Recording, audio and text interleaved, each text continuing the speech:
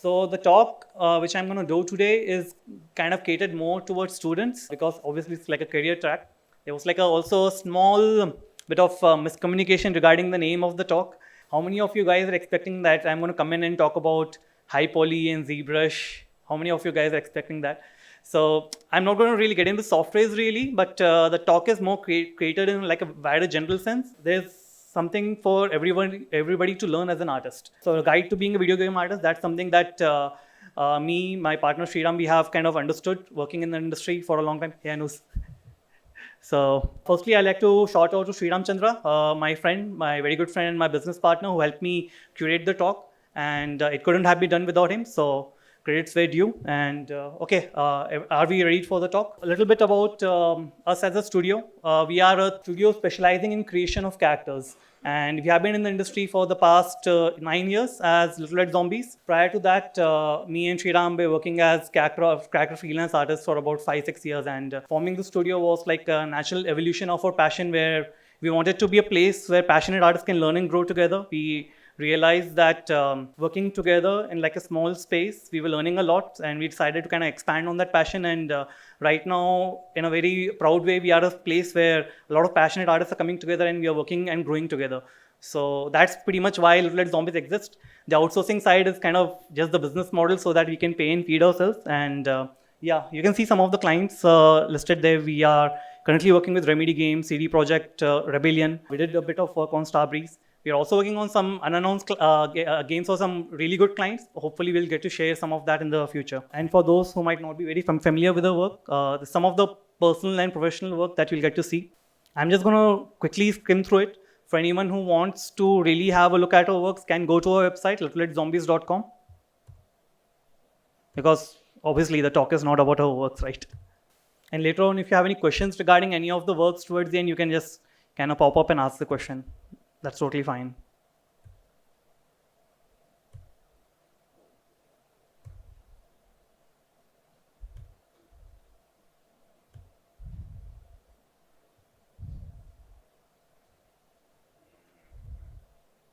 All right, so we can get started with the talk finally.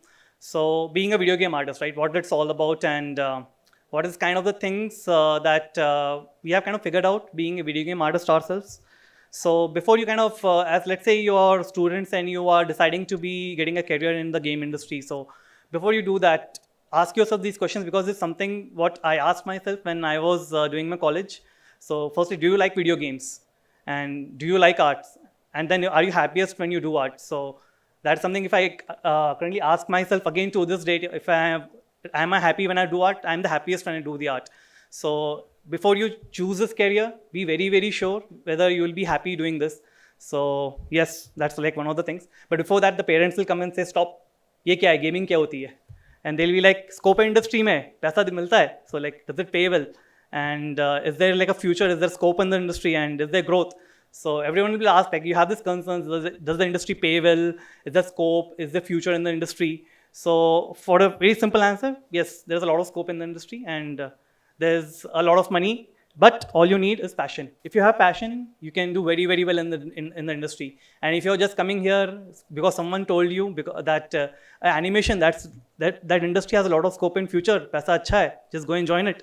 So don't come because of that. Only if you have passion for the industry, only then come into the industry. Because people, through my experience, people who have been coming here for money kind of get out very easily because they get frustrated because art is not easy. So when you start in the industry, what are you lacking? So you're lacking about awareness of how the industry works. You're lacking the necessary skill set to understand, to create your art. You lack a maturity of your creative thinking process and the understanding of tools and experience. So let me kind of emphasize all these things a little bit in the detail. So awareness of how the industry works, right? So obviously like the first time you kind of entered, you don't know what softwares people are using. You don't know what is 3D, what is 2D, why do they call it 3D, why does it call 3D-dimensional in the first place? So all these things you're not really very aware or very familiar about. And then let's say you kind of start understanding, okay, 3D modeling is something that is done in 3ds Max and it kind of gives like a three-dimensionality to the work that you're doing. And you kind of start understanding these things, you're lacking the skill set, right? So you don't know the softwares, you haven't have much experience with that software. And talking about the creative maturity of your creative thinking process, think of the first time you play chess. You understand the rules of the game, but you're not very good at it. But as you keep playing it, you keep getting better at it. So because your creative process is getting better and you understand the game, so you kind of are able to apply your creative process of how you want to kind of checkmate your opponent. So it's kind of like a similar analogy, but yeah, that's what we mean when we say maturity of your creative thinking process. So understanding of the tools, yeah, softwares, always. And experience, some things of your experience is more like learning from failures for me, because the more mistakes I did, the more I learned from them. So yeah, that's you are not when you enter the industry, you haven't made any mistakes. So obviously, you don't really know anything about that. But what you have is passion. Let's say you've decided to be a part of the industry, you definitely have a lot of passion. But the passion is lacking direction. A passion that lacks direction leads to a lot of confusion. It leads to a lot of disappointment. It leads to a lot of frustration, because you're very excited. You want to do something in the industry, and you want to be a really good character, really good video game artist.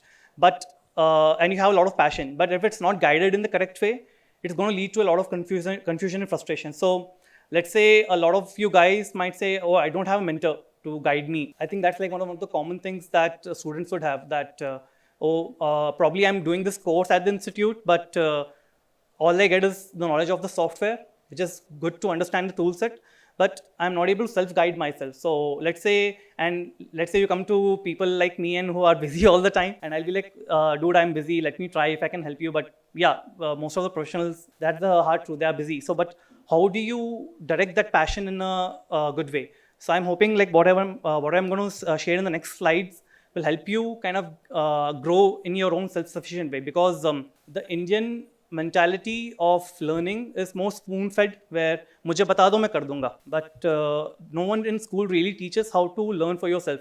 That's a skill that will take a little bit of time to get used to, and it'll take a lot of unlearning of where if you give me directions, I'm going to follow that. Getting the skill of learning for yourself is something that's going to take time. It's going to take a lot of effort.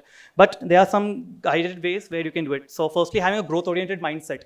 Every day, whenever you come back to the passion or the work you're doing, you're going to learn something. Have that mindset all the time throughout your life. If you're going to keep having this mindset, you're going to keep learning something. So this is like one of the fundamentals. It's kind of one of also the pillars of a mission statement, passionate place where artists can learn and grow together. That comes from the growth-oriented mindset.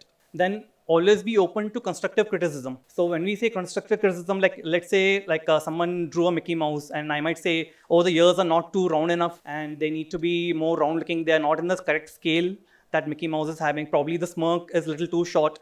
So that's giving feedback based on the artwork on what we are seeing. That's constructive criticism. But like, नहीं मैंने imagine किया था Mickey Mouse के ये बार मैं काम छोटे बनाऊंगा. That means you're shutting yourself out. So don't listen to everything, because someone is giving you some input based on certain thought process that they have.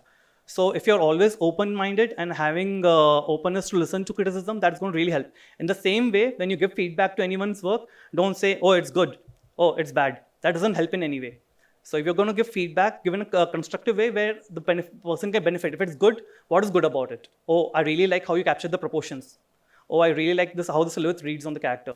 So if you're giving compliment, be very precise in how you're giving compliment. And if you're giving critique, be very precise in what you're seeing in the work. So in that same way, there's like a rule of thumb where if you're doing an artwork, you kind of take a break from it and you come back, you see a lot of things that are wrong about it. So you're giving constructive criticism to yourself. But you say, oh, my artwork is good, let me put it as a wallpaper on my screen. That means you're never going to grow beyond that. So apply focused practice to improve skill set. So this work is done by one of our artists, Manish Notial. He joined our studio about 5 years back as an intern, and this is something that he did in his internship at the end of 3 months. At the end of 3 years working with us, he did something of this quality. But how does this transition happen? Obviously doesn't happen overnight, right? So applying focused practice, what do you mean by that? Let's say I want to understand clothing, so you're going to do a lot of studies. It's not about the thing of, oh, I want to make a cool looking cloth, but it's more about understanding how I do and make cloth. In a similar way, when you're doing anatomy, you are really trying to understand how anatomy works. For most of the people, it's about, oh, let me make some cool muscles. But that's not about it. Any human that lives on the planet has anatomy. So everyone has anatomy. It kind of varies. So understanding the factor, what makes anatomy vary is kind of going to be very important. So applying focus practice in these areas of expertise that you can get on, let's say, character modeling, because we are specializing in that, but any field, let's say 2D, you are doing your animation, you're doing your lighting, your texturing.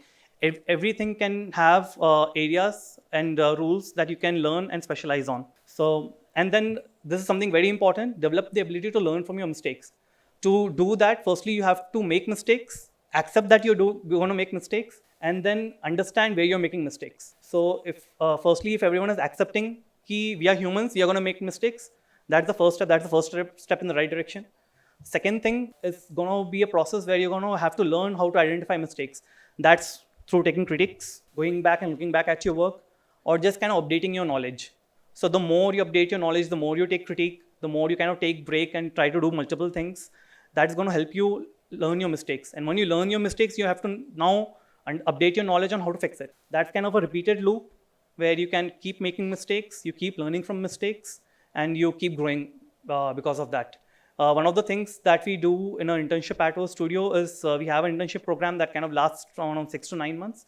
And all the guys are told to make as many mistakes as they can, because those mistakes will be pointed out, and they can slowly develop an ability to kind of find the mistakes for themselves and learn from it on their own. And this is probably one of the very important skill sets to kind of develop as students, because you'll be always open to criticism, you'll be always open to seeing what is wrong in your work, and you'll be always open to growth-oriented mindset in the same way. And then, very importantly, we are artists, we are very protective about our work. We are like, nahi, mera kaam hai, ye acha hai. Keep that ego away. Keep the ego keep ghar pe rakho, kahin bhi rakho. Keep it in the drawer, wherever you can keep it. I'm an artist, I'm also very egoistic, but as an artist, if you're going to have this, you're not going to grow. Your growth will be very limited. So yeah, burst that ego. Don't have it, because you might say, I'm 5 years into the industry, I'm doing very good art, I have some very good ArtStation portfolio with this many followers and stuff. I'm a known person, now I have ego. So don't do that, because that will just hamper your growth. You guys are very young, and there's a lot of passion that you would have. So don't let the passion die out because suddenly you feel that you know something. Because every day I'm learning a lot of things. I just learned a lot of things in the last 2D talk that was done right now. So yeah. How to make best use of your early learning years. Learn the tools ASAP. The course is structured usually around 1 year will teach you Maya, 1 year will teach you Max, 1 year will, 6 months will teach you Photoshop. That's not all of what it is. Tools can be learned really, really fast, and make sure you learn the tools really fast. So once you learn the tools, like in let's say Max or Maya or ZBrush, you can do modeling, texturing, rigging, animation. Try everything. Try everything a little bit and see what you're more inclined towards, what you enjoy doing the most, what you have a more natural tendency to learn from. And once you understand what you like the most, just go for it. And start developing skill set in that medium with focused learnings.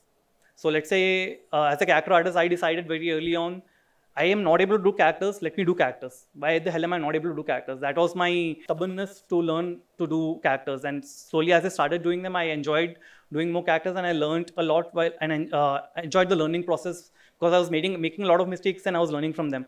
So yeah, just keep practicing. There's no alternative to practice. Practice is like gaining muscle memory. It's like how many of you guys have played any musical instrument here? How many of you guys play musical instruments here? Or tried? Or everyone kind of play cricket, right? The first time you hold a bat, you cannot directly hit a six, right? Because your mind, even though you know the ball is coming, I have to do this and it'll go six, you know the works, right? But why are you not able to hit a six? Because your muscle memory is not developed. Your muscle is not trained to read how the ball is coming and react to it in the correct way to hit a six. In the same way, art is developing a good artistic skill set, getting an eye for it is also a skill set, and practice is the only way you can develop that. So, and this is like a no-brainer. Take all the help you can from online tutorials, your peers, because within India, we don't really have a lot of really good gaming institutes where you can learn about game art, but there are a lot of good online tutorials, and you really don't need to go anywhere beyond that to at least get you started. So there are a lot of good tutorials. There'll be obviously some people around you who will have a good sense of art and who can guide you in a good way. So take help from wherever you can. Make a lot of mistakes, accept that you're going to make mistakes, and then the important thing is try not to repeat them. So if you're going to keep making the same mistake, where is the learning happening, right? So if my model has silhouette issues and I'm going to keep repeating this thing, so how am I learning from that? I'll be saying I'm making mistakes. I'm allowed to make mistakes, but I'm not allowed to make the same mistake. Not a lot of times, because you're supposed to learn from them and not repeat them. And then this is something, the last point, which it's a very early mistake that we do as an artist is we want to copy everything. Whatever reference we see, we want to copy that because that's the best way of interpreting and kind of applying what we see in the subject. So, but more than that, try to develop an understanding of the subject matter and not just observe. I'll probably get a bit more detail into this. So how to develop the ability to self-learn. Coming to any artwork that you work, you need to have references. This is like a no-brainer rule. Anyone who says, I did this anatomy study and मैंने मेरे दिमाग से किया है, it's very wrong. Don't do that. Everyone, every professional in the industry, the best guy will use references. Nobody works from mind. So if you see using reference as a cheat, no, we have to use references because everything that we do is based out of real life or something that has been created in the real world. So if you don't want to look at that, then how are you going to learn that what you're doing is right or wrong? You need to have a lot of references of the subject matter that you're working on.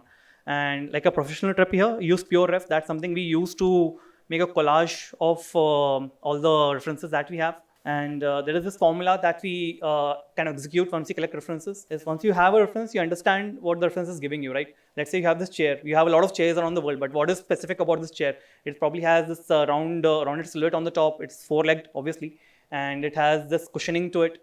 There are some chairs which have cushioning. There are some chairs which don't have cushioning, and then it has pretty thick cushioning on the bottom, and it's having a certain type of fabric on it, and it's a certain color.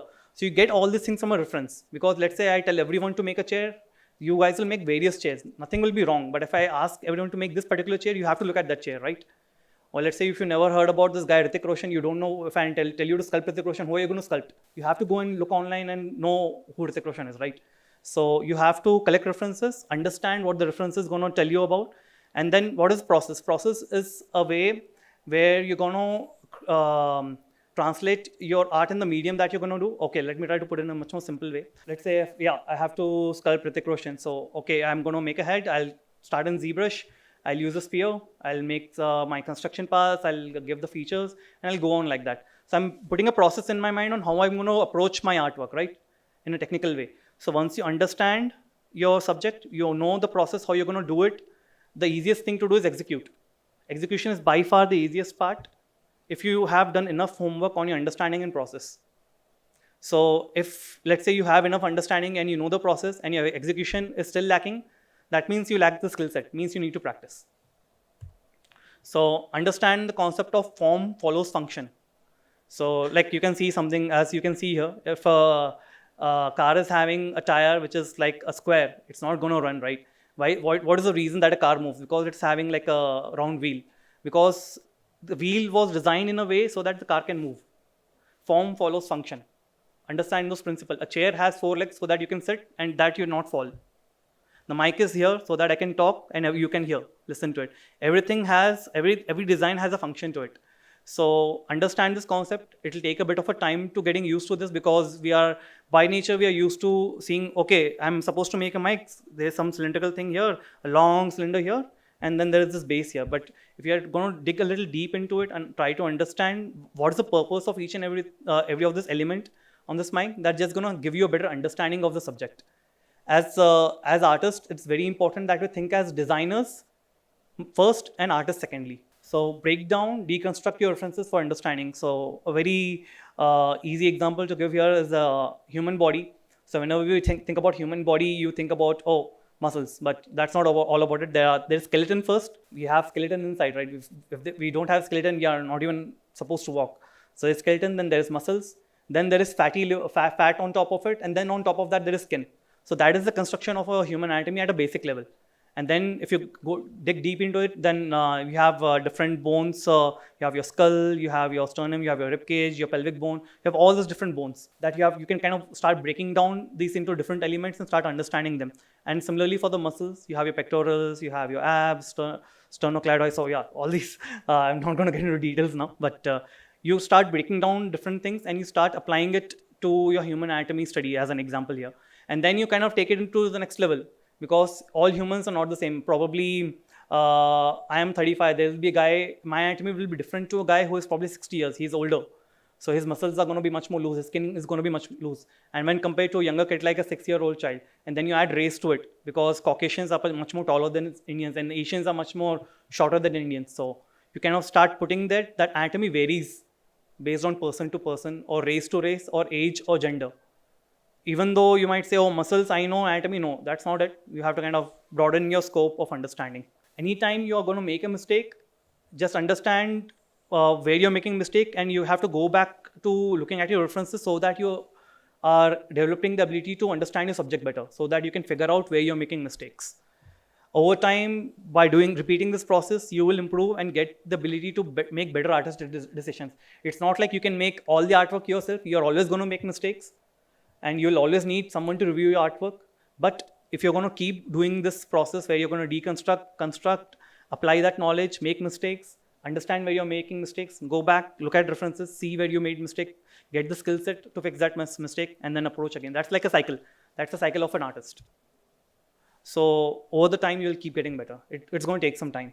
Moving on from the talk regarding how to get the ability to self-learn, I just wanted to put some pointers for portfolio. Whenever you guys are going to come out of your institutes and going to start preparing your portfolios to apply at a company, this is what probably most of the studios look for when they look at portfolios. Don't try to keep a lot of pieces. Have 3 to 4 pieces that best showcase your skill. In case of 2D, you can have a bit more work, but when it comes to 3D or animation or lighting, you can have 3 or 4 pieces that will best show your artwork. You don't need to have a lot more, because the first 2 pieces will probably decide whether we are impressed or not. So we don't need to look at 10 different pieces. The reason why you need to have only 3 or 4 pieces, because you want to see a consistency. We don't want to see one piece which is like really, really bad, something that you did 2 years back, and we don't want to see like a quality difference. So quality matters over quantity, and consistency is the key over here, okay? Choose a subject that inspires you the most. Let's say you want to work for a studio like who made Fortnite. You want to put stylized work in your portfolio so that you can approach them and they look and see, okay, this guy can do good stylized work and I can directly have him on my game. So yeah, if you want to approach a certain company, cater to them and kind of do work which they kind of do. And maintain an ArtStation page. That really helps in getting you some freelance work if you have that really good work, and it helps you with showcasing your portfolio in a good way. So looking ahead, what to expect from your first job and probably every job in the future. So ability to communicate. By far, this is one of the most important things. And when we say ability to communicate, you don't really need to speak very good English, but it's more about understanding. Understanding is, I'm using a lot of that word, right? It's more about understanding what the person is saying in front of you and your ability to respond back to that in the correct way. So that's how communication happens. Right now, there's not communication really. I'm just kind of speaking, and I'm hoping that you guys understand. But communication probably be more happening in the Q&A round, where we both will be speaking to each other. And language is not really the barrier here, honestly. But yeah, try to be very clear in what you say, and try to be very precise in what you say. So that's how you develop better communication skills. And even some people who might have this tendency to, oh, I'm a little scared to talk, just try to keep it to the point. So it'll be easy for you. Then what companies look at is ability to grow at a consistent pace. Because let's say you're going to come in the studio, you learn some basic things and you don't want to be stuck there, right? Even the company doesn't want you to be stuck at one same level. They want to see you growing all the time. So having the growth-oriented mindset will help you achieve this very easily. And ability to work as a team. Everyone saw Avengers here, right? And you saw that all the Avengers are fighting to take off the gauntlet. But this guy didn't want to work as a team. He decided, I want to save Gamora. Where is Gamora? And it didn't work as a team. So it's very important to be a team player. And one guy in the team, if he decides that he doesn't want to work in the team, is pretty much going to screw up the project. So don't be that guy. Don't be Quill. So that's like Infinity Wars gives a very good lesson about teamwork. Few really good resources that I personally learned a lot from. We kind of keep suggesting these things back at our studio as well. And I didn't want to put like 10 different things here. I wanted to put some things which are very precise in the way, again, I'm communicating to you why these things are very important. Feng Shui Design Cinema. Feng Shui Design Cinema is where I would give credit to. I learned pretty much most of my artwork or my design philosophies from. So the concept of form follows function is something I learned first from Feng Shui Design School. He has a YouTube page, Feng Shui Design School. There are about 100, 200 tutorials. This mostly focused on 2D concept art, but as a character artist, I learned a lot from it. So medium is just like, don't see 2D or 3D as separate art fields, but they are just mediums of communication of an art. the principles don't change. Whatever I said over here will apply to any medium. So whatever you learn from Fengju School of Arts will be applicable to any medium you're a part of. In the same way, Anthony Jones, Gumroad, there are like some really, really cheap tutorials that he puts out there. And again, he is a 2D artist, but you understand design philosophy from a very experienced industry veteran out there. So all of these, the first three ones, Udemy, Anthony Jones, Fengju Design School, all of them are mostly free, have a very small price tag to them, something that it should be affordable for most of you guys. Udemy doesn't really have very high quality tutorials, but it will help you get started with terms to software. So if you want to learn software, Udemy is your place to go. No one has more of industry professionals giving curated talks or lectures. It's a bit more expensive, but if you guys kind of come in and Dutch in for the money, you can probably pay for that. But these are the places where we have learned a lot from. I'm just putting it out there, and if you kind of get started on these, this will help you a lot. And my famous last words: always have a growth-oriented mindset. Keep practicing, keep making mistakes, and keep practicing. And very important, enjoy the learning process, because if you're not going to enjoy the learning process, there's no point being in the industry. So never give up the fun for something. Never sell your soul to the devil. There's good salary here. There is good scope here. Follow your passion. That's the reason why you're here. And if you're going to keep following your passion, you will get success. There's no denying that. But obviously, you have to kind of guide your passion in the right way. Hopefully, through the talk, I have been able to share some of that with you guys. And hopefully, it has been helping out some of the new guys, and hopefully to the professionals as well. So yeah, thank you.